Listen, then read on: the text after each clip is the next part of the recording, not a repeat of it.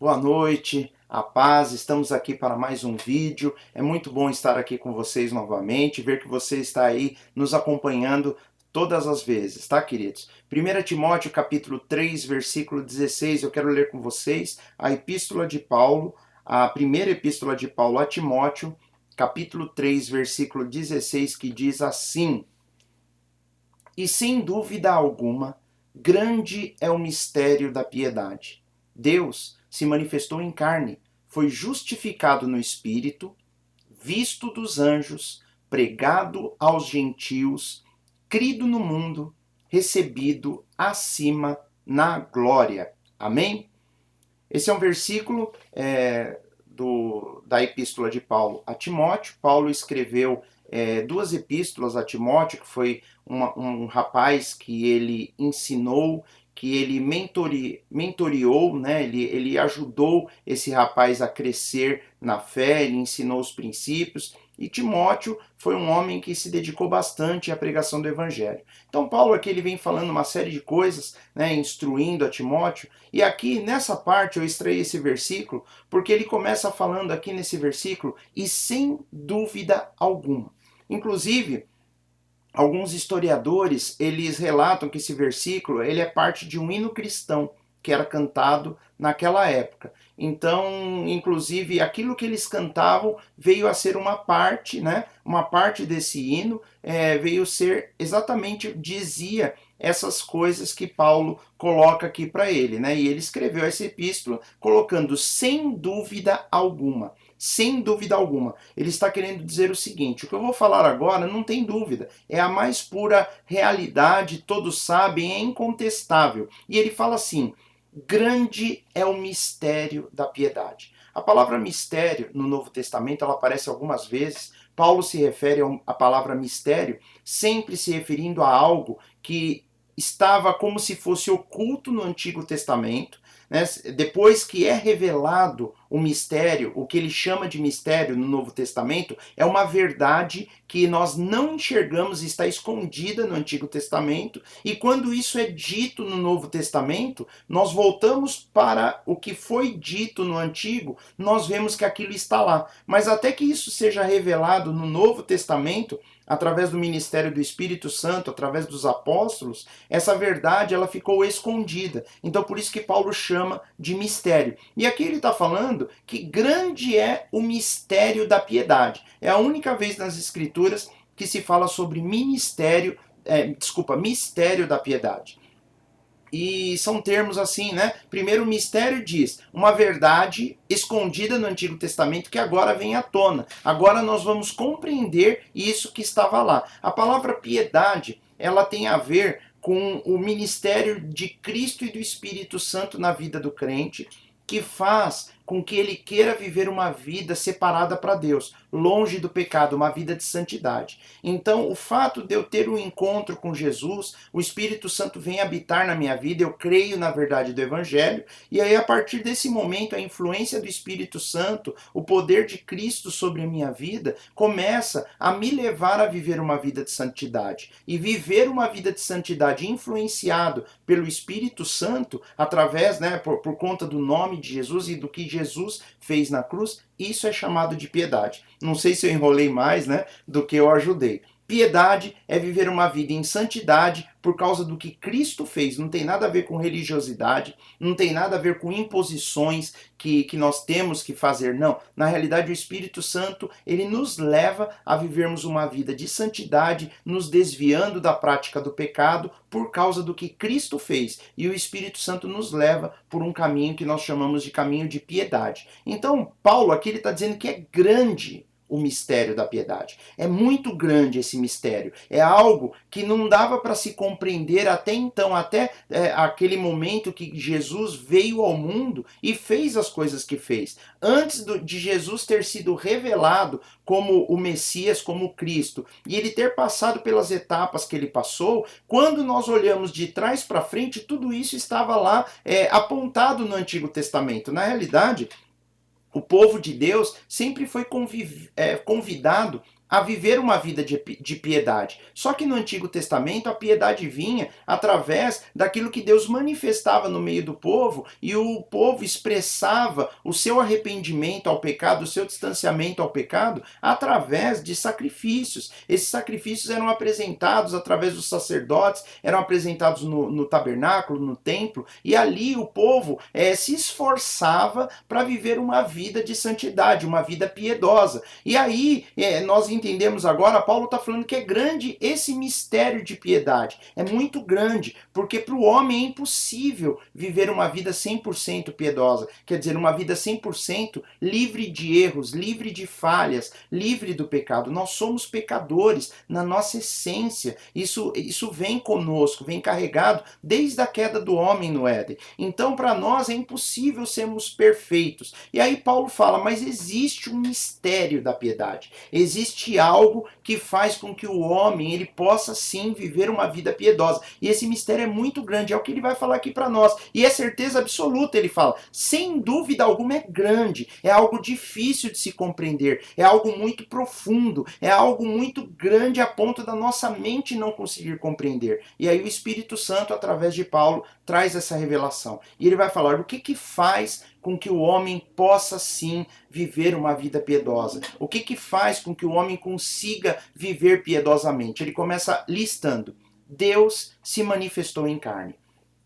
Em algumas versões, que foi um pouco modificada, essa tem a ver mais com o conteúdo da revelação do texto original, em algumas outras versões vai dizer aquele que se manifestou em carne. Mas nós vamos adotar a do original do texto Receptus, né? Eu estou usando a versão Almeida e corrigida e fiel ao texto original, e ela traz: Deus se manifestou em carne. O que quer dizer isso? Diz que quando Jesus nasceu, Jesus, ele é o Deus que foi manifesto em carne, né? Na realidade, a Bíblia diz que ele se fez carne e habitou entre nós. O Verbo, ele era o Verbo, aquele que estava no princípio de todas as coisas. Ele criou todas as coisas foram criadas por ele e para ele, e a Bíblia diz que ele se fez carne. O Verbo, ele associa o Verbo a Jesus, ele está falando de Jesus. Ele fala que ele se fez carne e habitou entre nós. Então Paulo está começando a dizer, sabe o que faz com que os homens imperfeitos, pecadores, né? A Bíblia fala que todos pecaram e todos necessitam, todos estão precisando, carecem da glória de Deus, todos estão destituídos da glória de Deus. O que vai fazer com que esses homens, nós, a igreja, vivam uma vida piedosa de verdade, uma vida longe da prática do pecado, uma vida onde estamos realmente preocupados em agradarmos a Deus? Ele fala, primeiro, Deus se manifestou em carne, então é uma revelação de uma verdade. O Verbo se fez carne e ele habitou entre nós, ele se manifestou em carne. Depois ele fala, foi justificado no Espírito. Talvez Paulo aqui esteja se referindo à sua ressurreição no Espírito Santo, porque a Bíblia diz que o Espírito de Deus o ressuscitou, o justificou. Ele morreu em nossos pecados, mas ele foi justificado no Espírito porque ele era santo. Jesus nunca pecou, ele morreu condenado pelo pecado que ele não cometeu. Então o Espírito Santo o justifica e o ressuscita. Então aqui primeiro ele fala do nascimento de Jesus. Deus se manifestou em carne. Depois, foi justificado em espírito. Morreu e ressuscitou. Visto dos anjos. Esse visto dos anjos é que ele foi recebido no céu. Pelos anjos, ele foi visto lá como Deus ressurreto. Algumas pessoas podem dizer, poxa, mas os anjos não viam Jesus aqui na terra? Queridos, eu acredito, segundo todo o desenrolar da Bíblia, que a única pessoa que é onisciente em todo o universo é Deus, né? O Deus Pai, o Deus Filho e o Deus Espírito Santo. Mas ele na unidade de Deus, como Deus, naquela posição como Deus, ele é o único onisciente. Eu não creio que os anjos sejam oniscientes, eu não creio que os demônios que são anjos caídos sejam oniscientes, e não há nenhum ser humano que seja onisciente. Então a onisciência é uma característica intrínseca de Deus. Então quando ele fala que foi visto dos anjos, é quando ele chegou chegou lá no céu, na sua ressurreição, ele foi visto, agora numa versão que talvez os anjos nunca tinham visto antes. É uma versão de que ele nasceu como homem na terra, e aí ele ressuscita e sobe aos céus. Isso deve ter sido incrível, né? Eu fico imaginando como foi essa recepção de Jesus entrando ressurreto nos céus, com um corpo humano, ressuscitado, glorificado, sim, mas um corpo que talvez os anjos nunca tenham visto antes, né? Porque esse corpo nasceu aqui, ele foi glorificado e subiu aos céus. Pelo menos é a forma como a gente olha para a narrativa e o desenrolar das coisas. Senão não tinha sentido falar que depois ele foi visto dos anjos. Mas enfim, e continua.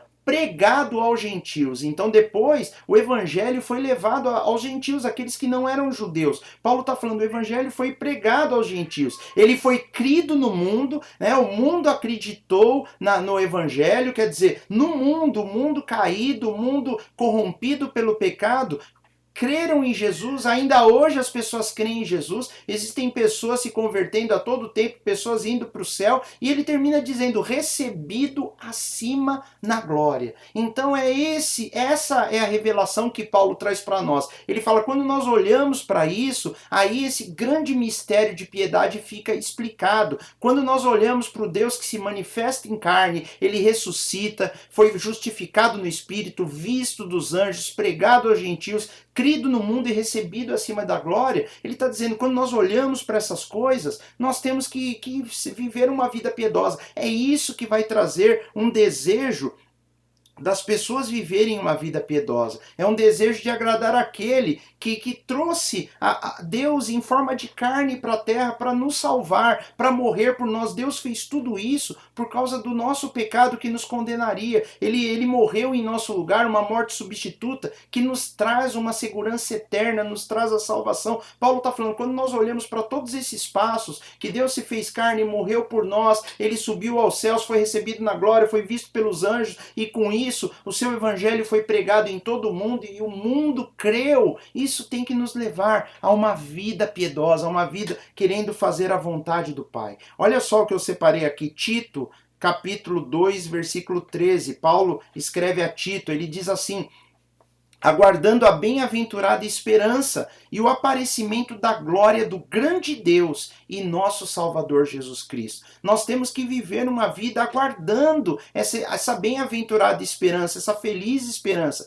É o aparecimento da glória do grande Deus e do nosso Salvador. Jesus, ele vai voltar, a Bíblia diz que ele vai voltar, ele volta para reinar, e isso tudo tem que despertar em nós, uma urgência de vivermos em santidade. É isso que ele fala, é grande esse mistério, o mistério da piedade, o que faz realmente com que os homens queiram viver em santidade. Piedade é aquilo que nos leva a verdadeiramente nós queremos viver em santidade. Então nós vamos ver que Deus, ele se manifesta no mundo físico, né? E Jesus se faz uma ponte que vai ligar o homem a Deus. Ele vai reconciliar, como nós falamos na última mensagem, ele vai trazer a reconciliação entre Deus e os homens. Ele vai fazer com que os homens e Deus voltem a ter uma amizade como era no princípio, como deveria ser no princípio. Olha só o que a Bíblia diz aqui, com relação, Paulo também aos Filipenses, ele diz aqui também algo similar, falando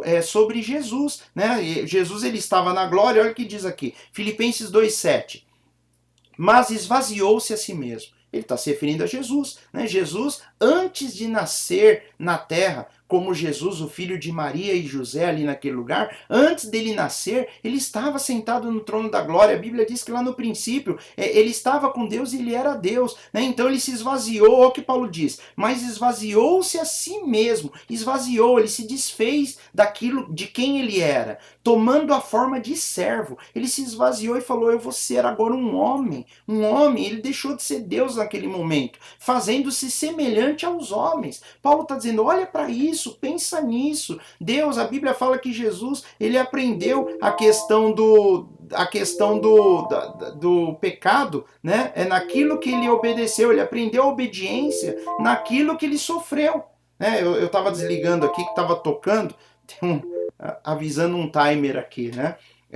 Desculpa, queridos. Jesus, a Bíblia diz que Jesus aprendeu a obediência através daquilo que ele sofreu. Na realidade, ele veio se colocar no lugar do ser humano e entender o que é viver como homem. Não que ele não soubesse, mas ele se colocou no nosso lugar e ele mostrou para mim e para você que é possível, como homem, viver uma vida de obediência, uma vida piedosa. É óbvio que nós vamos errar, é óbvio que muitas vezes nós vamos nos enfraquecer, muitas vezes nós vamos nos sentir abatidos, cansados, vamos tropeçar algumas vezes. Mas Paulo está dizendo para mim, quando nós olhamos para essas coisas, que Deus ele foi manifestado na carne, foi justificado pelo Espírito Santo, ele foi visto por anjos, ele foi pregado entre as nações, ele foi crido no mundo e foi recebido na eterna glória de Deus, nós conseguimos olhar para isso e nós conseguimos adorar a Deus de verdade, né? A Bíblia diz que Deus procura adoradores que o adorem em espírito e em verdade. Não é uma adoração só de cantarmos uma música ou de fazermos os nossos votos religiosos, não. A Bíblia fala dos verdadeiros adoradores, o adorarão em espírito e em verdade. E a verdade é quando nós entendemos e reconhecemos esse grande mistério da piedade, que Deus, ele se fez carne, ele veio, ele viveu na terra, ele passou pelo que ele passou, e aqui o Espírito Santo confirmou, ele subiu aos céus, esse evangelho está sendo pregado no mundo, o mundo tem crido, apesar de muitos o rejeitarem, muitos creem no evangelho, como eu e você e outras pessoas que virão a crer no evangelho ainda, muita gente tem crido e Jesus foi recebido na glória. E ainda tem mais, ele vai voltar para uma igreja que o espera, que o aguarda, que o ama e que vive em santidade, que vive em piedade. Inclusive é muito comum no meio cristão evangélico não se falar muito em piedade, se fala muito em graça, como se a graça fosse uma permissão para nós vivermos uma vida sem piedade, uma vida onde o pecado abunda, né? Onde ele faz parte constante ali da vida da pessoa. E isso não tem nada a ver, né, com a revelação do Evangelho. Né? Nós temos que entender que Jesus ele foi o motivo de reconciliar a raça humana com Deus. Pelo amor de Jesus, pelo amor que ele trouxe, o que nós lemos aqui, ele se fez semelhante aos homens, muitos chegaram a essa fé. Né? Então Deus ele entrou na nossa história para reinar por toda a eternidade. Eu queria terminar com vocês aqui, capítulo, uma passagem bíblica aqui, em João capítulo 1, que eu acho fantástica essa passagem, que João ele vai falando para nós que no princípio de todas as coisas, era o verbo, era a palavra. E a palavra estava com Deus e a palavra era Deus. E sem ele, sem essa palavra, sem o verbo, sem Jesus, nada do que foi feito teria sido feito. Ele vai falando uma série de coisas que depois você pode ler, mas quando chega aqui no versículo 14, João fala, e o verbo com V maiúsculo, o verbo é a palavra se fez carne e habitou entre nós, e vimos a sua glória, como a glória do unigênito do Pai, o Filho único, cheio de graça e de verdade. Jesus, ele esvaziou-se a si mesmo, aquele que foi crucificado na carne, ele ressuscitou, queridos. Ele ressuscitou e hoje ele cuida de nós, ele olha por nós, ele é o meu Deus, o seu Deus, o nosso Salvador. Ele é o nosso intercessor. Se você quer pedir alguma coisa para Deus, a Bíblia nos ensina que Jesus ele é o único intercessor entre Deus e os homens. Nós temos que aprender a pedir a Deus em nome de Jesus, pedindo e entendendo que é Jesus que intercede por nós. Aprenda isso, querido, a partir de hoje, nas suas orações, todas as vezes que você for falar com Deus, busque essa inter-relação. Lembre-se no seu coração que quem intercede por você é Jesus. Jesus intercede por nós diante do Pai. Era isso que eu queria compartilhar com vocês. Então é esse que é o grande mistério da piedade. Nós só conseguimos viver em santidade e darmos o melhor da nossa vida espiritual para Deus quando nós compreendemos que Deus, ele saiu do seu trono de glória, se humilhou, tomando a forma de servo, e aqui ele veio, aqui ele viveu, aqui ele morreu, o Espírito Santo o ressuscitou, ele subiu ao céu, foi recebido pelos anjos, foi recebido na glória, e hoje esse evangelho está sendo pregado em todo mundo e as pessoas têm crido. Por isso nós devemos entender e viver uma vida piedosa, uma vida que agrada a Deus, porque tudo que ele fez, um dia ele virá para nos buscar, um dia nós vamos passar a eternidade